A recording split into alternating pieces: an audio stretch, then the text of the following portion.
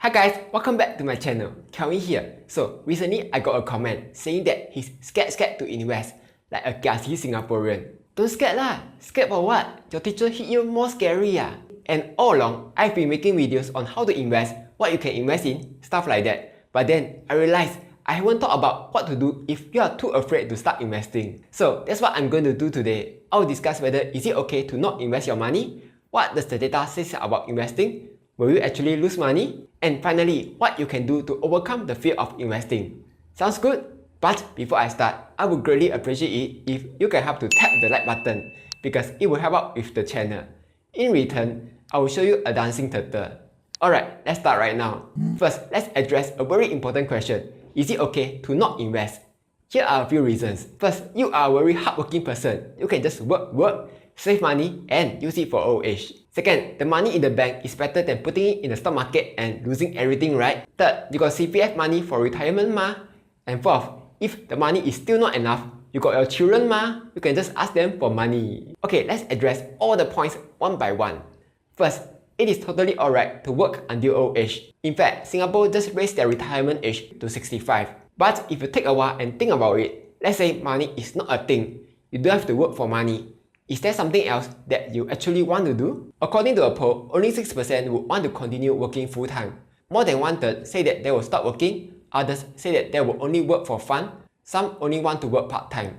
So this tells me that a lot of people are actually working not because they like the job, but because they have no choice, they need the money. That's why they still go to work. I don't know about you, but I think life can be more than just go to school, get good grades, get a good job, work till you're 65, retire, then live the remaining 10 to 15 years of your life, then die. Maybe you want to travel the world? How about taking care of animals? Or maybe stream video games? Probably for me, it's making YouTube videos and sharing lame financial advice. So yeah, life can be more than just work, and you can actually fix that by investing. But let's move on to the second point. People feel that they can save as much as they can for old age, and by not investing, they can avoid losing money. I got bad news for you, because there's something called inflation. As long as your money is in the bank, earning some lame 0.5% interest, the inflation will come and be like nom, eat up your money. Recently, Singapore's overall inflation rose to 3.2%. So that means things just became more expensive. Or in other words, your money just lost 3.2% of their value. So let's say you got 500k in the bank. Probably you have to work 10 to 20 years to get that 500k savings. Well, guess what? The 3.2% inflation meant that your 500k suddenly lost 15k. Well, GG easy. So yeah, even though your 500k still looks like 500k in the bank account, but actually it just become 485k. You just haven't realized it yet. You will only find out when you read news like public transport fare increase, house price increase, electric and gas price increase, food price increase, everything increase except for your pay. And you might end up becoming one of those coffee shop uncle and say, "Aiyo, this PAP government always raise the price. Next election, then they know." Plot twist, it's not PAP raising the price, it's inflation. And remember, this is only 1 year haul. Let's assume the inflation is only 2%. After 25 years, your 500k is only like 300k. So yeah, you just lost almost 200k just because your money is sitting in the bank. Third point, CPF. So yes, while CPF will be paying out an amount every month after you retire, but again, because of inflation, the amount will be worth lesser in the future. And even if it's enough, first, you need to work until old age.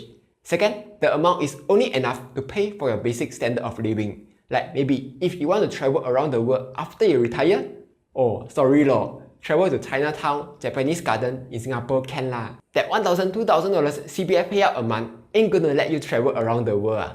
On top of that, it is assuming that you are in good health. If you fall sick, you will need more money. Fourth point, I got my children. I will just be very straightforward lah. Your children are not your investment lah. They will have their own family and their own future. So you shouldn't rely on them for your own retirement. But let's take a step back and try to find out why we are scared of investing. I can imagine a few reasons. First, we always see scary news like market crash here, market crash there, market crash everywhere. Then we look the other way, we see this analyst saying there's a crash coming soon. Morgan Stanley said that a 20% crash will come soon. Even your Rich Dad Poor Dad author Robert Kiyosaki is also warning that the biggest crash in world history is coming. Meanwhile, there's a lot of articles saying that people lost a lot of money in investing. Here's my very simple advice. Don't listen to those sore highs, because they are just fear-mongering. All of these are just clickbait titles to lure you into reading the articles. That's all. Imagine if the article just say everything is normal, there's no crash at all. You'd be like, meh, this article is boring, then you won't read it anymore. By the way, here's a fun fact. Those people who always warn us that a market crash is coming? Wrong. Every time some noob warn of a crash, the market just went higher. Paul B. Farrer, the real crash is dead ahead. Henry Blodgett, decent chance stocks will crash 30% in next year or two. Jeff Gundlach, sell everything. Every year, they keep shouting the same thing. Then suddenly, one year, there's a crash. They'll be like, see, I was right. I'm so clever. Remember how Michael Burry, the guy from The Big Short, predicted the 2008 mortgage crisis? He very smart, right? In Reddit, a guy named Nob Jobs analyzed how many times Michael Burry was right. And he found that his predictions were wrong most of the time. So yeah, don't listen to them because they are usually wrong. I think it all comes down to a simple reason why we are afraid of investing. Because we have never done it before. And we always see bad news in the stock market. Let me show you another scenario. We always travel around in cars, right? According to data, there's about 0.82% chance that you will get into a car accident. And there's about 2.2 deaths for every 100k people. So if traveling around in cars is so scary, why do we still do it? Can die one or? The answer is because we are used to it, so it doesn't seem so scary. I'll bet that once you take the first step to start investing, you'll find that it's not really scary at all. But let me show you some real data why I feel investing is not scary, First, from 1926 to 2019, the market had positive years 74% of the time.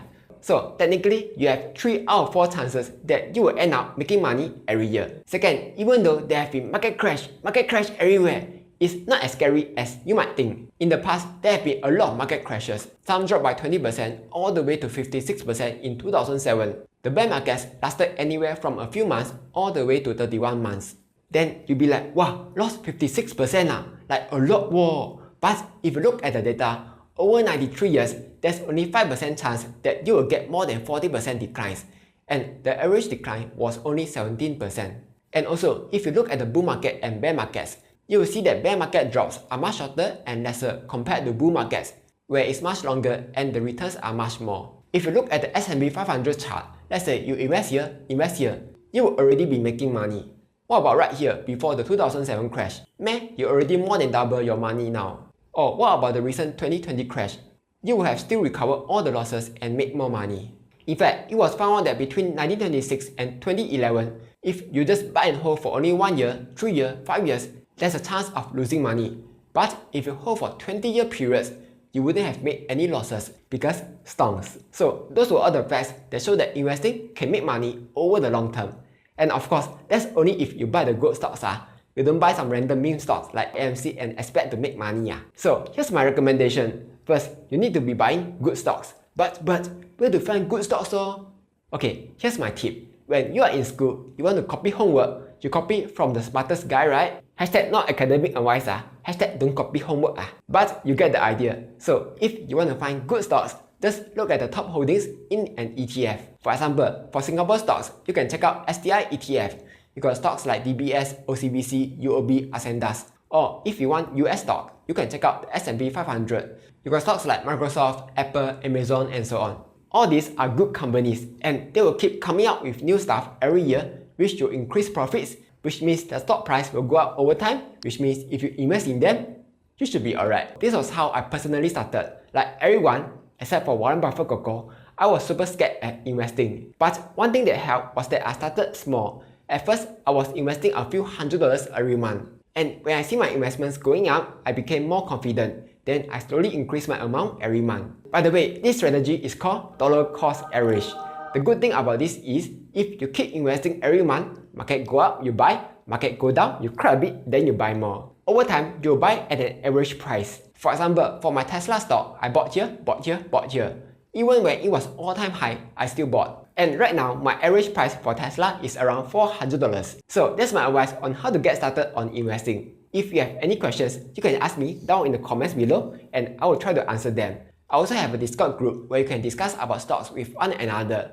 Anyway, that's all for today. Like, share and subscribe as I'll be posting new videos every Monday, Wednesday and Friday.